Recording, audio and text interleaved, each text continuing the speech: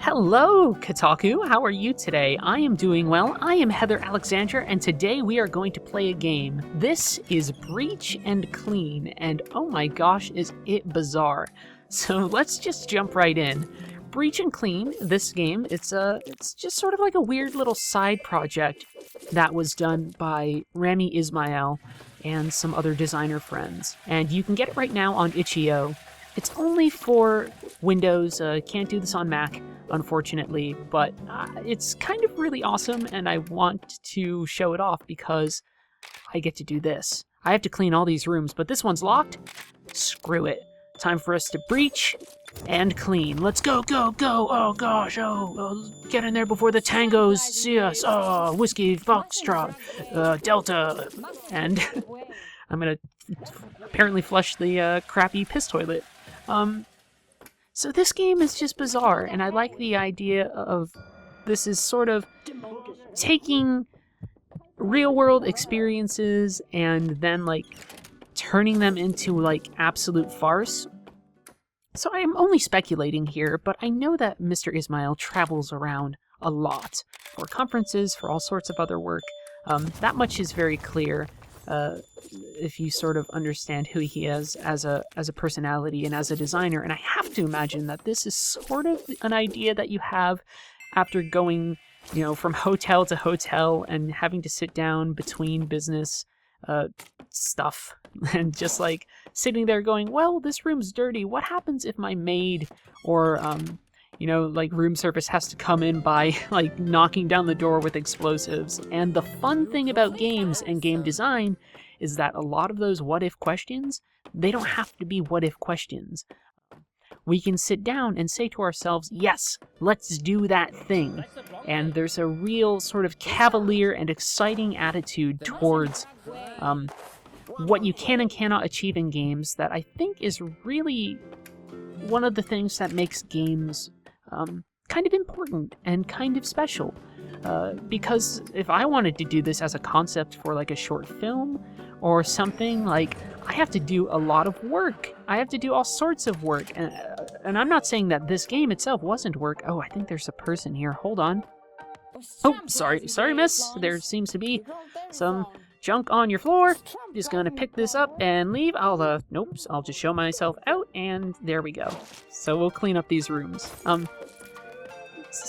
It's not that this doesn't take work. Game design takes an inordinate amount of work. You need to sit down and you need to make this idea go from your mind into a 3D world, and that involves dealing with, like, weird stuff. I have to drain the baths in every room, too. That was weird. Don't worry about it, miss. Just doing my job.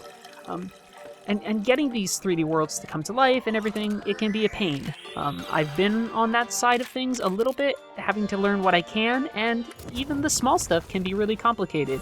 Don't ever ask me to do anything in Maya ever again. I hate it, and I'm so glad that I don't have to do anything with it in my life anymore.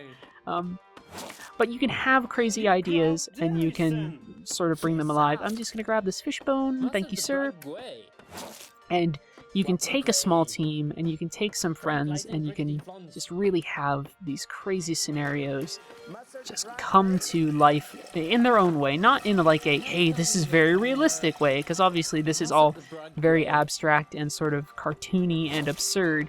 But that absurdity is really just compelling to me. And it's one of the things I really enjoy about games. It's nice to have deep experiences that immerse us. It's nice to have sort of our grand narratives. Like, it's nice to have The Last of Us. It's nice to have, I don't know, Deus Ex. It's really nice to have games where you can go around spaces. It's nice Abzu just came out, and that's a phenomenal game for that. But it's also nice to just have games where you can experiment with funny ideas and sort of make nonsense come to life. And there are a bunch of developers that do. Oh gosh, I gotta grab this. If they watch me too long, I actually get a game over, so I have to be very, very careful. So there we go. Listen to that music. I love it. But these are the sort of games that you can have, these smaller games like Breach and Clean, or something like Cat Lateral Damage, where you are just going around as a cat and knocking stuff over.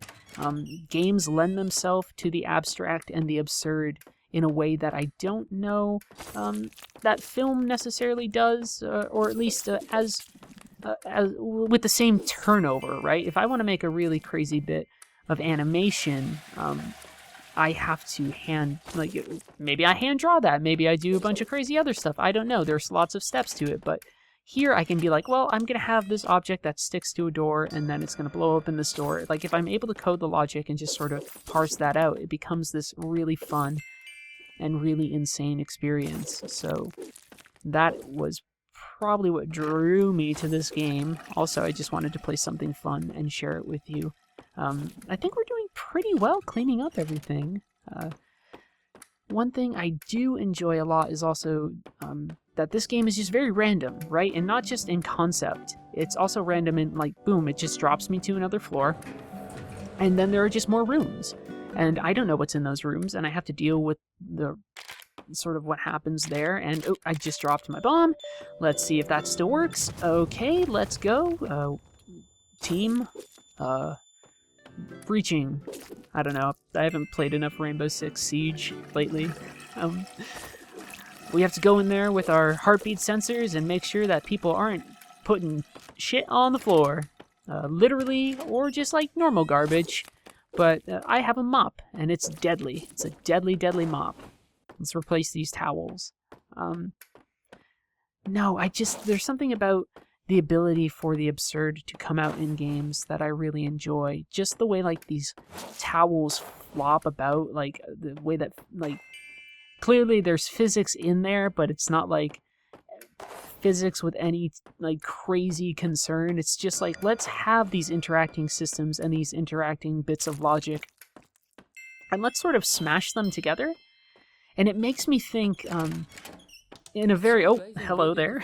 How are you? Just coming in to mop your floor? How's it going? Nope, I'm over here. You can't see me? You can't see... Okay, Jesus, we gotta get out of here. Okay, he is not very happy that we are in his room. Okay, I'm just over here. Don't mind me. Oh, yep, he is really mad at me right now. Let's close that door. I'll be back in a little bit, sir. No problem. Actually, I'm just gonna grab this. I'm gonna see you around. No, thank you, sir. Goodbye. This feels like playing in a toy box. Weird concepts like this... Oh gosh, I need to get out of there. Weird concepts like this feel like playing in a toy box, where you would jump in and you would grab dolls and action figures and all sorts of things and just sort of come up with weird scenarios. There's a real playfulness to games, and that sounds like a really self-indicative sentence. Like, of course, games are playful, but I think sometimes we forget that sense of play. I think we forget that sense of sort of childhood mischief a little bit. And I think it's fun to have games like this, or just, I don't know, a lot of smaller games where you get to do crazy fun stuff. There's a designer named Strange Think, and those games are a lot about, like, glitched architecture and glitch space. And that's taking video game space and, oh gosh, there's the person in there. We gotta get out of here. Take the fishbone again.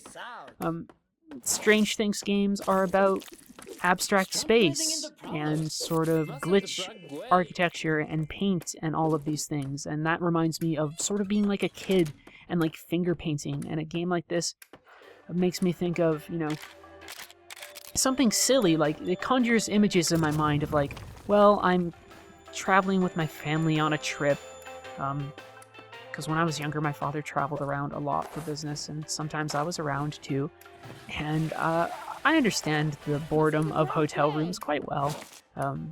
It's also something that I'm sure a lot of you understand because of your jobs, or just even for things for leisure, like that weird downtime sitting in your, like, in your hotel room, like at PAX or something. Like, that's, you have downtime in between all of those things, and, oh, what's going on? Let's figure it out.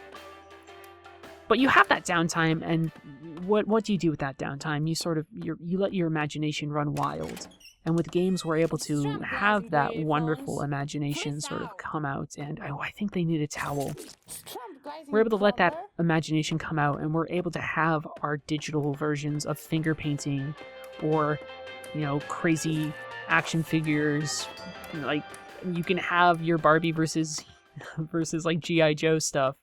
That's kind of a little bit what Overwatch is, actually. And you can have all of these light experiences, and I think this game really capitalized on that to really have just a fun, endless experience of crazy bizarreness. And it looks like this is my floor, so I need to get into my room and say goodbye, so I will see you around. Get ready. 1, 2, 3, clear, clear, clear, go, go, go!